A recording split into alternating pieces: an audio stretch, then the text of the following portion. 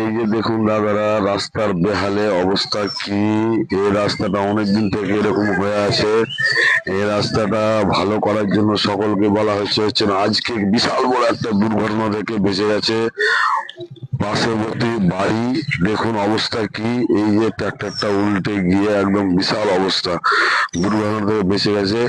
আপনারা স্বেচ্ছা ভিডিওটাকে শেয়ার করুন, নেতা মন্ত্রীর কাছে পৌঁছে দিন। রাস্তাটার অবস্থা কি দেখুন তো আপনারা, এই কি দুর্ঘটনা থেকে বেঁচে গেছে আপনারা। আমরা বললাম কি এই রাস্তাটা দিয়ে গাড়ি নিয়ে যেন না, তো রাস্তাটা খুব খারাপ হয়ে আছে।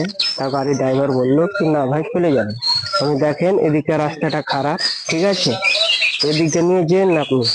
যে বলছে কি না নিয়ে যাবো, তো নিয়ে গেল। যে নিয়ে যাওয়ার পর পরিস্থিতি দেখেন ভাই, মানে আমাদের আমাদের বাড়ি এটা, এটা আমাদের বাড়ি। তো আমরা বললাম আমাদের বাড়িতে ছেলে মেয়ে আছে, মা বাবা আছে, সকলেই আছে। তো আমরা ভয়ে বললাম চারটে লোড গাড়ি এখান থেকে নিয়ে যান না। তো উনি ড্রাইভারটা বললো কি না এখান দিয়ে যাবে, এখান দিয়ে নিশ্চয়ই যাবে, কোনো অসুবিধা হবে না, এটা আমাদের বাড়ি। বুঝতে পারলেন তো, আমরা গরিব মানুষ।